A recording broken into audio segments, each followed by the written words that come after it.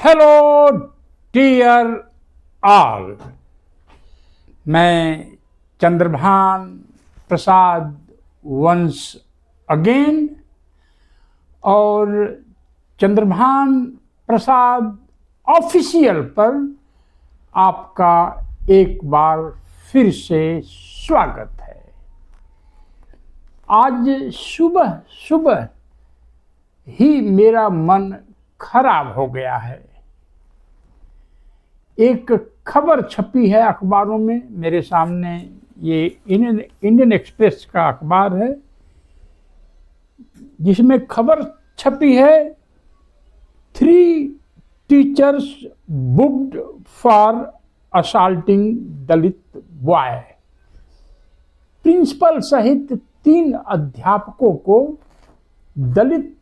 8 साल के दलित छात्र को सताने के लिए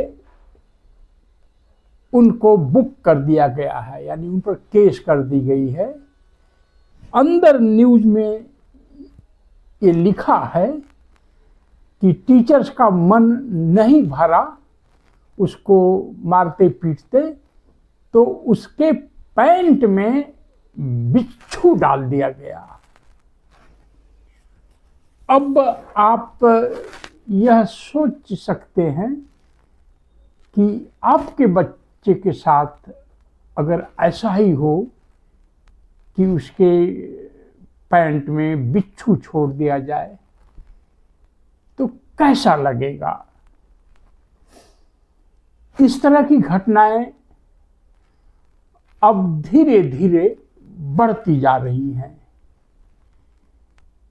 मेरा मन खराब हो गया, इसलिए मैं आपसे ये शेयर करना चाहता हूँ। तकलीफ होती है इस तरह की घटनाएं सुनकर। इसका एक्सप्लेनेशन केवल 2 हो सकता है। एक तो यह कि जाति व्यवस्था टूट रही है और टूटने के पहले यह जगह जगह स्ट्राइक बैक कर रही है। जैसे हमारे ईस्टर्न यूपी में एक कहावत है कि बुझने से पहले दीपक लुपलुपाता है। तो एक एक्सप्लेनेशन तो यह हो सकता है।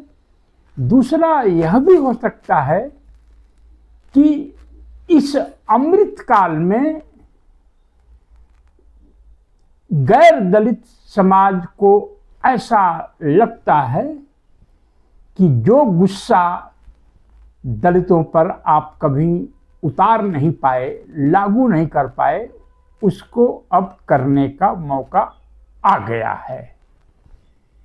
मैंने और भी खोजबीन करने की कोशिश की, सोशल मीडिया पर भी मैंने खोजबीन करने की कोशिश की। इस पर कोई किसी तरफ से हल्ला गुल्ला शोर नहीं मच रहा है। मुझे जो मेरा असेसमेंट है, मैं गलत हो सकता हूं और आप कमेंट सेक्शन में लिख सकते हैं। मुझे ऐसा लगता है कि धीरे धीरे दलितों ने अपने मित्र खो दिए हैं और मित्र खोने के एवज में कोई नए मित्र नहीं मिले। तो ऐसा क्यों हो रहा है कि अम्बेडकरवादी अपने मित्र खो रहे हैं। अम्बेडकरवाद तो एक बहुत ही पावरफुल आइडियोलॉजी है। अम्बेडकरवाद तो ऐसा आइडियोलॉजिकल मैग्नेट है कि बहुत सारे लोगों को अम्बेडकरवाद की तरफ खींचे आना चाहिए और दलित समाज को और भी समाज में राहत मिलती रहे। बाबा साहब एक विचारधारा पैदा कर रहे थे जिसमें एक सार्वभौमिकता थी, एक तरह का यूनिवर्सलिज्म था, जो सारी चीज़ों को छोड़कर एक व्यापक ऐसा एक दृष्टिकोण बनता था जिसमें दलितों के बहुत सारे दोस्त बनते हैं। खास तौर पर जैसा कि अमेरिका में भी हुआ है, बाबा साहब अपने समय के इलीट से दोस्ती बना रहे थे और उसमें काफी सफल रहे। इलीट शब्द का मतलब पता नहीं है, चंद्रप्रसाद साहब को मालूम होगा, वो हिंदी बहुत अच्छी जानते हैं। मैं समझता हूँ संप्रभु वर्ग, यानी जिसका कल्चरल शासन होता है समाज में, उसको इलीट बोलते हैं। संपन्न, धन संपन्न, एजुकेशन संपन्न, ज्ञान संपन्न, कल्चर संपन्न, कुछ भी कह लीजिए। ये बाबा साहब अपने समय के इलीट को आकर्षित कर रहे थे और उस समय इलीट का मतलब द्विज समाज हुआ करता था जो जनेऊ पहनता था। इसके अलावा बॉम्बे एक महानगरी तब भी थी, तो बॉम्बे में पारसी और जीव भी रहते थे। कभी हम इस पर एपिसोड पर बात करेंगे कि किस तरह से पारसी लोग ईरान से आए और भारत में बसे और आज एक पावरफुल बिजनेस कम्युनिटी बन गए। किस तरह से जीव पूरी दुनिया में यानी यहूदी लोग फैले और पावरफुल बनते गए। हमारी कहानी भी जीव लोगों से अलग नहीं है, उतना ही दुखदाई और पीड़ादायी है। तो बाबा साहब अपने समय के इलीट से दोस्ती बना रहे थे और ऐसा कहना अगर है मेरा तो मुझे साक्ष्य भी, एविडेंस भी प्रोड्यूस करना चाहिए। बाबा साहब को बहुत शुरू में ही यह पता चल चुका था कि दलितों का कोई नेचुरल फ्रेंड नहीं है। दलितों का के नेचुरल एडवर्सरी चारों तरफ है, यानी दलितों से घृणा करने वाले, दलितों को अछूत मानने वाले चारों तरफ हैं।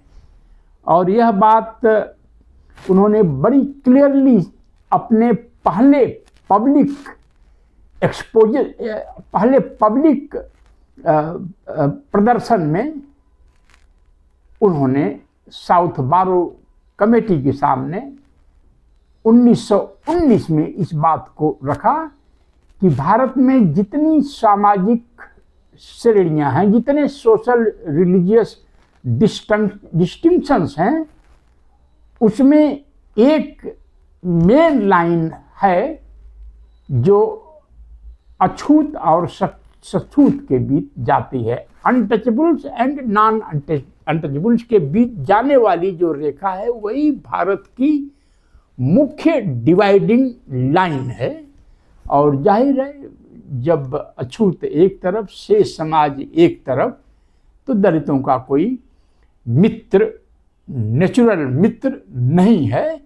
अब इसी समाज से मित्र ढूंढने पड़ेंगे, ऐसा बाबा साहब ने शायद सोचा होगा। और उसका एविडेंस मेरे पास यह है कि बाबा साहब की पहली जो पावरफुल इंस्टीट्यूशन बाबा साहब ने बनाया जुलाई 1924 में, उसका नाम था बहिष्कृत हितकारिणी सभा, यानी council of the for the welfare of the excluded, जिनको समाज से बहिष्कृत कर दिया गया है, उनके कल्याण के लिए एक उन्होंने संगठन बनाया जिसका नाम था बहिष्कृति हितकारिणी सभा।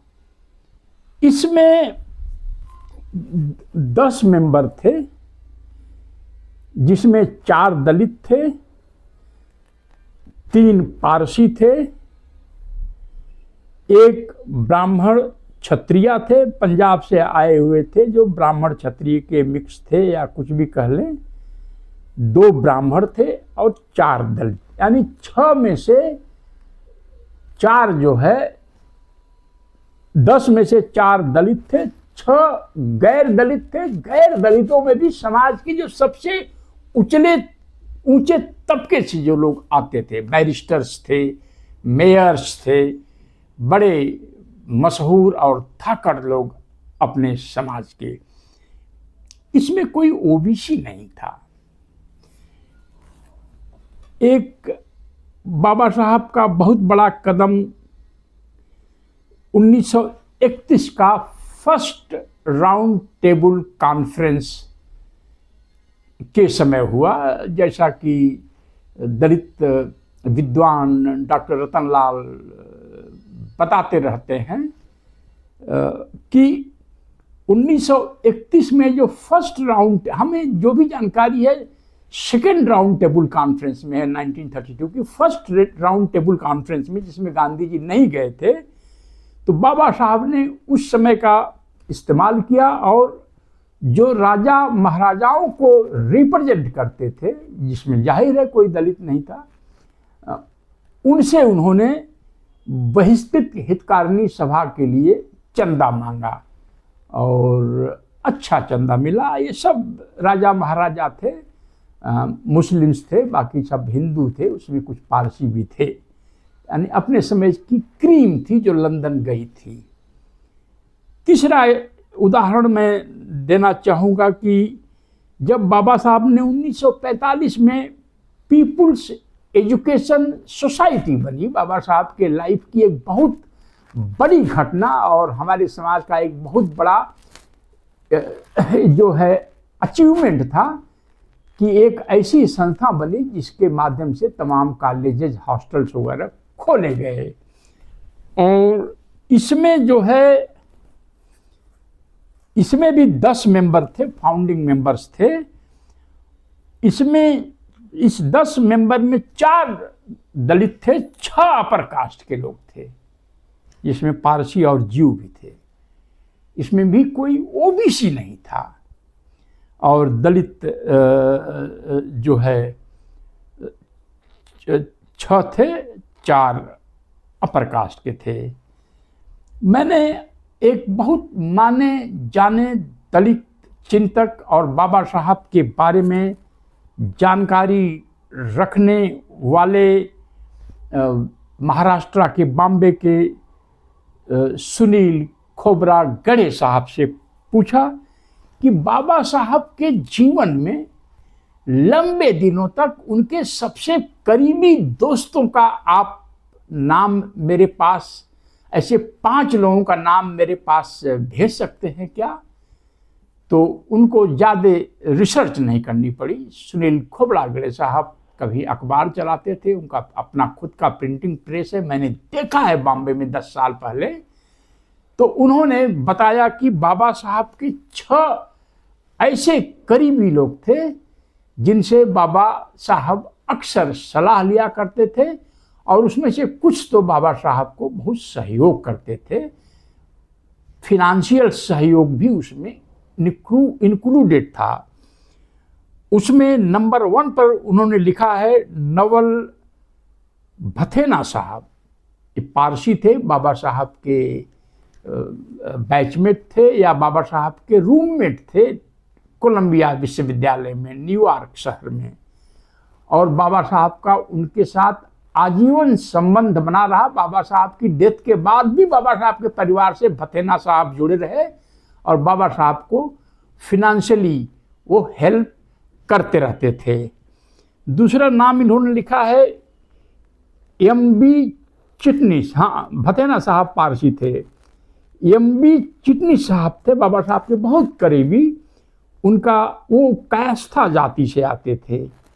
तीसरा नाम लिखा उन्होंने एम.एस. रेगे साहब, वो भी कायस्था समाज से आते थे। चौथा नाम है बी वाराले साहब जो कि दलित थे। 5वां नाम है भाऊराव गायकवाड़ साहब, वो भी दलित थे। 6वां नाम उन्होंने भेजा है एस.सी. जोशी का, जो ब्राह्मण समाज से आते थे। तो इन 6 लोगों में 2 दलित थे, 4 सवर्ण समाज के थे। और अब जो मैं अपनी किताब के लिए रिसर्च कर रहा हूँ, संविधान सभा में बाबा साहब ने अपनी स्पीच में धन्यवाद थैंक गिविंग स्पीच में जिन सहयोगियों का नाम उन्होंने लिया था कॉन्स्टिट्यूएंट असेंबली में, उनमें 4 लोग प्रमुख थे। एक का नाम था कृष्णा स्वामी अय्यर, वो संविधान सभा के सदस्य थे। और जो मैं जानता हूँ टी कृष्णमचारी साहब थे, जो बाबा साहब के बहुत बड़े करीबी थे। उनका क्या नारायण साहब ने उनका एक कोट बाबा साहब वॉल्यूम्स में उन्होंने दिया है। वो बता रहे हैं किस तरह से कितने मेंबर ड्राफ्टिंग कमेटी के थे। एक मेंबर अमेरिका चले गए, नहीं वापस आए, एक मर गए, एक रिप्लेस नहीं हुआ उनका। इस तरह से अंत में ड्राफ्टिंग कमेटी में इतने मेंबर के होने के बावजूद भी सारा ड्राफ्ट बाबा साहब अम्बेडकर को बनाना पड़ा। तीसरे थे एन गोपाल स्वामी अयंगर और चौथे थे के मुंशी। आपको शायद जानकर ताज्जुब हो कि ये चारों ब्राह्मण थे। मेरे पास इसके पुख्ता प्रमाण तो नहीं है, लेकिन बॉम्बे के दलित मुझसे यह कहते हैं कि जब बाबा साहब ने मनुस्मृति जलाई थी तो वो मैच बॉक्स किसी ब्राह्मण से उन्होंने, उस मैच बॉक्स को ब्राह्मण ने जलाया था। उस मैच बॉक्स से मनुस्मृति में आग लगाई थी, जिसको हम मनुस्मृति दहन दिवस के रूप में जानते हैं। तो जब बाबा साहब अपने समय के इलीट अपर कास्ट के लोगों के सहयोग से हमारे लिए इतने सारे अधिकार अर्जित किए, तो उनके फॉलोअर्स ने क्या अपने समय के इलीट या उच्च वर्ग के साथ कोई दोस्ती बनाई, या यूं कहें कि बाबा साहब ने तो इलीट से दोस्ती बनाई, बाबा साहब के फॉलोअर्स ने इलीट को अपना दुश्मन घोषित कर दिया। हमें प्रिय जो दर्शक हैं, ऑडियंस हैं, जो इस वीडियो को देख रहे हैं, वो कमेंट में लिख सकते हैं, और अगर कोई सच्चाई मेरे सामने आती है तो मैं उसको तुरंत मान लूँगा। मुझे अपनी गलती ठीक करने में थोड़ा भी टाइम नहीं लगता है। यह इंसान के कैरेक्टर में होना चाहिए। कोई ऐसा दलित संगठन बताएं जो बड़ा हो, जिसमें इतनी बड़ी संख्या में फाउंडर्स में अपने समाज का, अपने भारत के समाज का इलीट हो, अपर कास्ट के लोग हो, ब्राह्मण लोग हों। तो ऐसा क्या है कि ऐसा, यह हम जानते हैं कि ब्राह्मण समाज के लोग बहुत भारी रिस्पॉन्सिबिलिटी और जिम्मेदारी उनकी है एक बहुत ही थर्ड रेट समाज बनाने की। जाति व्यवस्था से खराब सिस्टम दुनिया में स्लेवरी भी नहीं था। तो दलितों ने अपर कास्ट के सारे लोगों को अपना दुश्मन क्यों डिक्लेयर कर दिया, और जो बचे तो बचे ओबीसी के लोग, तो ओबीसी को अपना क्यों फूफा, मौसा, मौसी, साला, बहनोई क्यों डिक्लेयर कर दिया, क्यों उनको अपना नेचुरल दोस्त बना दिया। आज ओबीसी हमारे दोस्त बने नहीं, हमारी क्षमता का उपयोग करते हैं अपने अधिकारों के लिए, हमारे किसी काम नहीं आते हैं, और अपर कास्ट को हमने दुश्मन मान लिया है। यह अंबेडकर के तौर तरीकों से एकदम डिपार्चर है। किसी ने अंबेडकर को हमसे छीन लिया है, और यह मत कहिएगा कि इतने भारी संख्या में अंबेडकरवादी हैं, मिस्टर प्रसाद, 14 अप्रैल को देख लीजिए किस तरह से अम्बेडकरवादी सड़कों पर निकलते हैं। मेरा आपसे अनुग्रह है कि यह आवश्यक नहीं है कि जोर जोर से अंबेडकर का नाम लेने वाला सच में अंबेडकरवादी होगा। आपके सामने अभी जो घटनाएं घट रही हैं, जो सबसे अधिक राष्ट्रवादी होने का दम भर रहा है, उसको शायद राष्ट्र की संपत्ति बेचने में कोई दिक्कत नहीं है। इसी तरह जो इतने सारे लोग अंबेडकरवादी के रूप में पैदा हो गए हैं गली गली में, गांव गांव में, वह शायद अंबेडकर को हमसे छीन रहे हैं। इसीलिए आज हमारा कोई सोशल फ्रेंड नहीं बचा है और हमारे ऊपर इस तरह की घटनाएं हो रही हैं कि 8 साल के बच्चे के पैंट में बिच्छू डाल दिया गया हो। क्या गुजरी होगी उस बच्चे को। मुझे आज सुबह यह सूचना, यह समाचार पढ़कर बहुत ही तकलीफ हुई और आपके साथ शेयर कर रहा हूँ। अगर आपको लगे कि इस तरह की वीडियो बननी चाहिए हमारे समाज में, तो इस वीडियो को सब्सक्राइब करिए, ज्वाइन करिए और सपोर्ट करिए। जय भीम, जय भारत।